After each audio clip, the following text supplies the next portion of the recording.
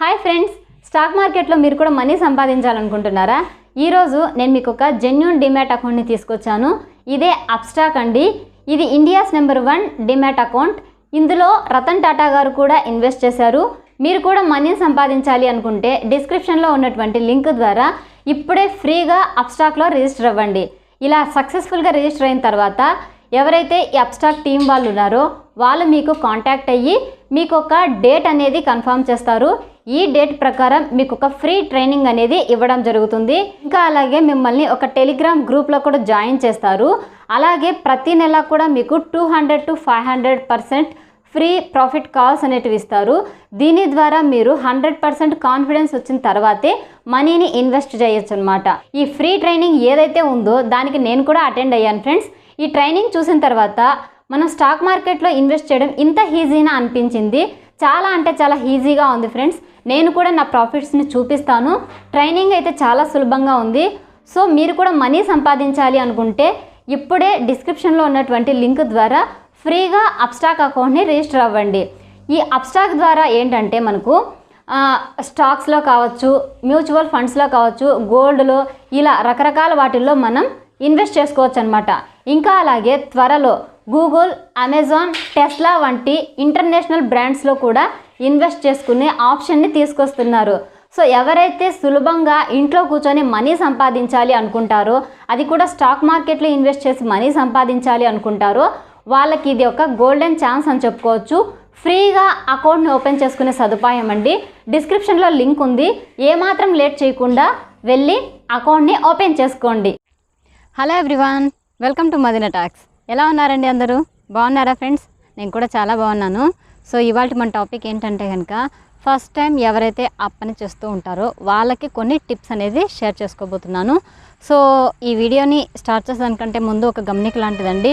So ఏంటంటే already పెళ్ళైపోయిన వాళ్ళు, ఆ విషయంలో అన్నీ తెలిసిన వాళ్ళు ఏంటంటే అవసరం అవి ఈ అమ్మాయి చెప్పడం, మాకు తెలుసు కదా, ఏదో విధంగా మేము తెలుసుకుంటాం కదా అనేసి అనుకుంటారు. కానీ ఎవరికైతే ఈ విషయంలో డౌట్లు ఉంటాయో, ఎవరికైతే ఈ విషయం గురించి అసలు తెలియకుండా ఉంటుందో, ఇలా ఏమీ తెలుసుకోకుండానే పెళ్ళికి రెడీ అయిపోయి పెళ్ళి చేసుకోబోతున్నారో అలాంటి వాళ్ళకి దీనిపైన చాలా డౌట్లు అయితే ఉంటాయి. సో వాళ్ళందరికీ యూజ్ అవ్వాలనేసి నేను ఈ వీడియో చేస్తున్నాను. అట్ ది సేమ్ టైం కొంతమంది నాకు మెయిల్స్ చేశారు. సో అందుకోసమే ఈ వీడియో చేయాల్సి వచ్చిందనమాట. అంతే తప్ప ఇంకేదో ఉద్దేశించి అయితే ఏం కాదండి. సో మ్యాటర్ ఏంటి అనేది మీకు తెలుసు కాబట్టి మీకు అవసరం అనుకుంటేనే ఈ వీడియోని ఓపెన్ చేసి చూడండి. ఒకవేళ మీకు ఇంట్రెస్ట్గా ఉంది, అవసరం తెలుసుకోవాలి అనుకుంటే మాత్రం వీడియోని ఎక్కడ కూడా స్కిప్ చేయకుండా చూడండి. అలా చూస్తేనే ప్రతి ఒక్క పాయింట్ అనేది మీకు పూర్తిగా అర్థమవుతుంది అనమాట. ఓకేనా? సో ఇప్పుడు ఇవన్నీ మాట్లాడుకుంటా ఉంటే లేట్ అయిపోతుంది కాబట్టి ఏమాత్రం మనం లేట్ చేయకుండా డైరెక్ట్గా మనం టాపిక్లోకి వెళ్ళిపోదాం ఫ్రెండ్స్. టాపిక్లోకి వెళ్ళే కంటే ముందు మీలో ఎవరైనా మన ఛానల్ని ఫస్ట్ టైం చూస్తున్నట్లయితే ఛానల్ని సబ్స్క్రైబ్ చేసుకోండి. ఇంకా అలాగే వీడియోని పూర్తిగా చూసిన తర్వాత తప్పకుండా ఒక లైక్ ఇవ్వండి. ఓకేనా? సో ఫస్ట్ ఆఫ్ ఆల్ ఈ విషయం గురించి మనం మాట్లాడుకునేటప్పుడు కొంచెం డీప్గానే మాట్లాడుకోవాలి. ఏదో అలా చెప్పేస్తే కనుక అది అసలు ఎవరికి కూడా మైండ్కి ఎక్కదండి. కాబట్టి వల్గర్ కామెంట్స్ పెట్టకండి దయచేసి. ఓకేనా? సో ఫస్ట్ ఆఫ్ ఆల్ ఎవరైతే ఆ వర్క్ చేస్తున్నారంటే ఫస్ట్ టైం చేసేటప్పుడు కొన్ని జాగ్రత్తలు ఖచ్చితంగా తెలుసుకోవాలండి. అవి తెలుసుకోకపోతే కనుక ఫ్యూచర్లో చాలా రకాలైన సమస్యలు మీకు వస్తాయి. ఇంకా అలాగే లైఫ్ పార్ట్నర్ మిమ్మల్ని సుఖపెట్టలేదన్నమాట. సో అందుకోసమే first impression is the best impression అంటారు కదా. కాబట్టి ఫస్ట్ రోజే మీరు అన్ని రకాలైన టిప్స్ని ఫాలో అవ్వాలి, అన్ని రకాలైన జాగ్రత్తల్ని పాటించాలన్నమాట. ఓకేనా? సో చాలా అయితే ఏం చెప్పదలుచుకోలేదు, కేవలం ఒక 4 చెప్తాను. ఈ 4 పాయింట్లు కనుక మీరు బాగా గుర్తుంచుకున్నారంటేనే ఆ విషయంలో ఫెయిల్ అవ్వకుండా సక్సెస్ఫుల్గా అది కంప్లీట్ చేయగలుగుతారనమాట. లేకపోతే చాలా రకాలైన నష్టాలు అయితే వస్తాయి. సో అవన్నీ ఏంటి అని మాట్లాడుకుందాంలేండి. ఫస్ట్ ఆఫ్ ఆల్ ఒక పాయింట్ గురించి చెప్తాను. సో అదేంటంటే కనుక మీరు ఫస్ట్ టైం ఆ పని చేయడానికి వెళ్ళినప్పుడు, ఆ పని అంటే కనుక ఇంటర్ కోర్స్ అండి, మ్యారేజ్ చేసుకున్నాక ఫస్ట్ నైట్ ఉంటుంది కదా. సో ఆ రోజు తీసుకోవాల్సిన జాగ్రత్తలు అనమాట ఇవన్నీ కూడా. సో ఆ ఫస్ట్ రోజున మీరు తీసుకోవాల్సిన మొదటి జాగ్రత్త ఏంటి అంటే కనుక అబ్బాయిలకి పెళ్ళి అంటానే చాలా ఎగ్జైట్మెంట్ ఉంటుంది. చేసేయాలి, అలా ఇలా నా కోరికంతా తీర్చేసుకోవాలి, నాకు 25 సంవత్సరాల నుంచి వెయిట్ చేస్తున్న రోజు ఇది. సో దీన్ని ఈరోజు అట్లా చేయాలి, ఇట్లా చేయాలా, హీరో లెక్క బిహేవ్ చేయాలా, తోపు అనిపించుకోవాలా అన్నట్టుగా ఏదేదో మైండ్లో పెట్టుకునేసి చాలా తొందరపడిపోతారనమాట. అమ్మాయి ఏది మాట్లాడుతూ ఉన్నా కూడా వాటన్నిటిని సరేలే తర్వాత మాట్లాడుకుందాంలే, ఇప్పుడు ఫస్ట్ మెయిన్ మ్యాటర్లోకి రా అన్నట్టుగా ఆమెను తొందర పెడతారనమాట. సో అలా చేయకండి.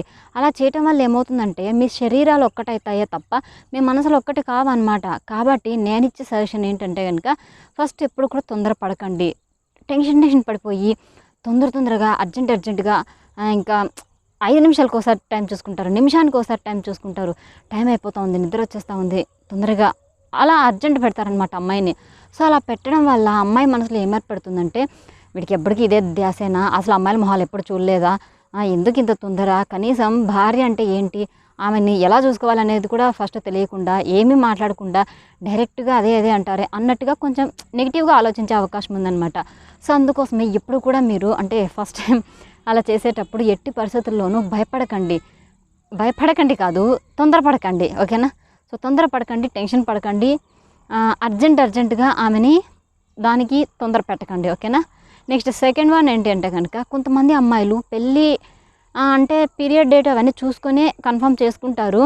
అయినప్పటికీ కూడా కొంతమందికి ఇర్రెగ్యులర్ పీరియడ్స్ ఉంటాయి కదా. సో దానివల్ల ఏంటంటే కనుక పాపం పెళ్లి టైంలోనే వాళ్ళు పీరియడ్ అయిపోతారనమాట.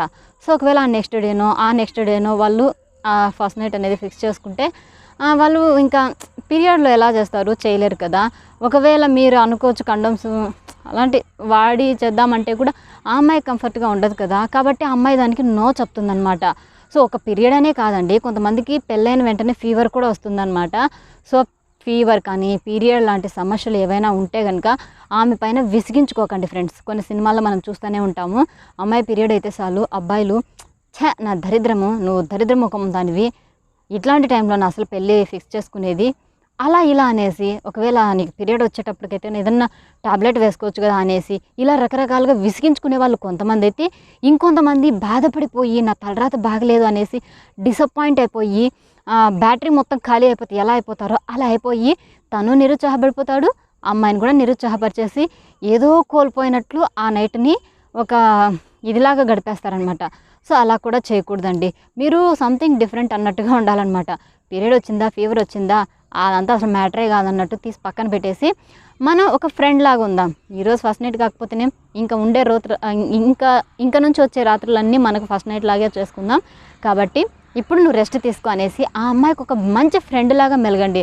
నిజంగానికే ఆ అమ్మాయి మీకు ఖచ్చితంగా ఫ్లాట్ అయిపోతుంది ఫ్రెండ్స్. ఆ టైంలో కనుక మీరు మంచిగా బిహేవ్ చేస్తే, సో మంచిగా బిహేవ్ చేసినా చెడ్డగా బిహేవ్ చేసినా ఆ ఒక్క బిహేవియర్లోనే మీ లైఫ్ అనేది మొత్తం కూడా ముడిపడి ఉంటుంది.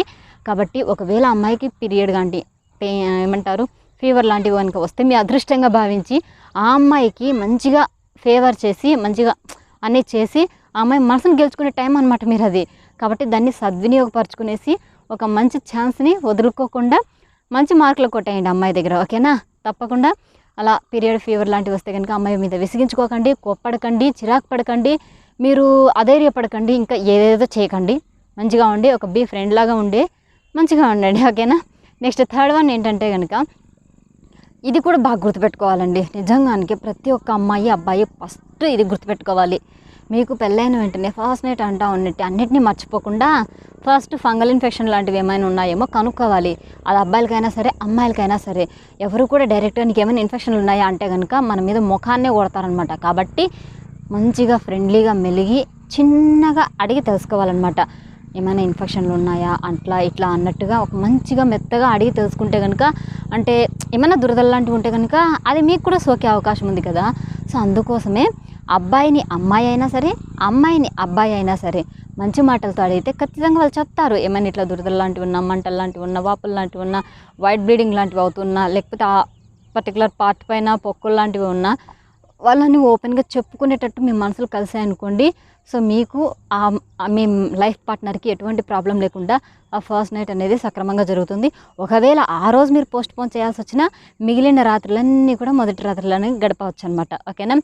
So last and final point, అందరూ కూడా బాగా గుర్తుంచుకోవాల్సిన పాయింట్ ఏంటంటే కనుక అబ్బాయిలు టెన్షన్లో తొందరపాటులో ఏం చేస్తారంటే చేతులు వణుకుతాయి, వాళ్ళకి మాట తడబడుతుంది, ఒకటి చెప్పాలనుకునేసి ఇంకొకటి చెప్పేస్తారనమాట. సో అలా ఎట్టి పరిస్థితుల్లోనూ చేయకండి, ముఖ్యంగా అబ్బాయిలండి. సో అలా కనుక మీరు చేశారంటే ఏమవుతుందంటే ఇప్పట్లో చాలామంది అమ్మాయిలు ఈజీగా గెస్ చేసేస్తారు. వీడికి చేతులు పడుతున్నాయంటే వీనికి ఎక్కువగా మాస్టర్బేషన్ చేసుకునే అలవాటు ఉంది, వీడు దానికి బానిస అయిపోయినట్టున్నాడు అనేసి. సో మ్యాక్సిమం మీకు చేతులు వణికేది ఎప్పుడు అంటే కనుక మాస్టర్బేషన్ ఎక్కువగా చేసి చేసి చేసి దానికి బానిస అయిపోతే కనుక ఖచ్చితంగా వణుకుడు ప్రాబ్లం అనేది వస్తుంది, చేతులు వణుకుతాయి, మాట తడబడుతుంది, నత్తిపోతుంది అనమాట. కాబట్టి ఆ టైంలో మీరు ఎట్టి పరిస్థితుల్లోనూ అలా చేయకండి. అఫ్కోర్స్ కొంతమందికి అబ్బాయిలకి నత్తి ఉంటుందండి, అది బై బర్త్ వచ్చి ఉంటుంది. సో అమ్మాయిలకు కూడా ఇక్కడ నేను చెప్తున్నాను, నత్తి మాటలు వచ్చే ప్రతి ఒక్కడికి దానికి బానిస అయిపోయి ఉంటారు అని కాదు ఇక్కడ. కొంతమంది ఆ వర్క్ అంటే ఫస్ట్ టైం చేసే వాళ్ళకి చాలా టెన్షన్ ఉంటుంది, ఎగ్జైట్మెంట్ ఉంటుంది. సో ఆ తొందరపాట్లు వాళ్ళు ఏం మాట్లాడతారో తెలియక అలా మాట్లాడతారు, బట్ దాన్ని అంతగా పట్టించుకోకండి. కానీ అబ్బాయిలు మాత్రం చెప్తున్నాను, చేతులు వణికే పని మాత్రం అస్సలు తెచ్చుకోవద్దు, ఓకేనా. అంటే మాస్టర్బేషన్ అనేది పెద్ద రోగం ఏం కాదు, అదొక పెద్ద వ్యాధి ఏం కాదు, కాకపోతే బానిస అవ్వడం అనేది మాత్రం చాలా పెద్ద ప్రాబ్లం అనమాట. సో అందుకోసమే వణికే ప్రాబ్లం కానీ, ఇట్లా మాట బెనికే ప్రాబ్లం కానీ, ఒకటి చెప్పబోయి ఇంకొకటి చెప్పడం కానీ ఇలా ఏది చేయకండి. సో వీటన్నిటికంటే ఎక్కువగా నేనైతే ఒక్కటే చెప్తానండి, మీరు ఫాస్ట్ నైట్ అనుకోండి, అమ్మాయి రూమ్లోకి వచ్చేంత వరకు మీరు ఏం చేస్తారంటే మెడిటేషన్ లాంటిది చేయండి, ఓకేనా. సో మెడిటేషన్ చేస్తే కనుక కాన్ఫిడెన్స్ అనేది వస్తుందన్నమాట, మీ పైన మీకు ఒక క్లారిటీ అనేది వస్తుంది, ఫస్ట్ ఏం చేయాలి, నెక్స్ట్ ఏం చేయాలి, ఆ తర్వాత ఏం చేయాలి, ఆ తర్వాత ఏం చేయాలనేసి. సో ఇట్లా మెడిటేషన్ కనుక మీరు కరెక్ట్గా మెయింటైన్ చేస్తారు కనుక ఆ టైంలో మీకు అన్ని విధాలుగా వర్కౌట్ అవుతుంది. సో ఫస్ట్ టైమే చేస్తే మెడిటేషన్ అనేది మీకు అంతగా వర్కౌట్ కాకపోవచ్చు, కాకపోతే మీరు ఏం చేస్తారంటే ఇప్పుడు 1 వీక్ తర్వాత మీకు పెళ్ళి అనుకోండి, 1 వీక్ నుంచి మెడిటేషన్ చేయడాన్ని అలవాటు చేసుకోండి. సో ఎక్సర్సైజ్ లాంటివి అయితే కనుక అబ్బాయిలు మ్యాక్సిమం చేస్తూనే ఉంటారు, కానీ మెడిటేషన్ లాంటివి మ్యాక్సిమం చేయరనమాట. కానీ మీకు ఇట్లా వణికే ప్రాబ్లం, తొందరపడే ప్రాబ్లం, టెన్షన్ పడే ప్రాబ్లం ఉంది కాబట్టి అవి పోవాలి అంటే కనుక మెడిటేషన్ అనేది ది బెస్ట్ వే అనమాట. కాబట్టి దాన్ని అలవాటు చేసుకోండి, ఓకేనా. సో ఇంతే గాయస్ ఇవాళ వీడియోలో అబ్బాయిలకి ఎక్కువగా టిప్స్ చెప్పాలనుకున్నాను, చెప్పేశాను. సో నాకు ఎవరైతే డౌట్స్ అడిగారో వాళ్ళందరికీ కూడా మ్యాక్సిమం క్లియర్ అయిపోయాయి అనుకుంటున్నాను. సో ఇంకా ఏమైనా డౌట్స్ వస్తే నాకు కమెంట్ సెక్షన్లో అడగండి. ఇంకా పర్సనల్ ప్రాబ్లమ్స్ ఏమైనా ఉంటే కనుక యాజ్ యూజువల్గా నాకు మెయిల్ చేయండి, నేను మీ డౌట్స్ అన్నిటిని కూడా క్లియర్ చేస్తాను, ఓకేనా. So bye friends, take care.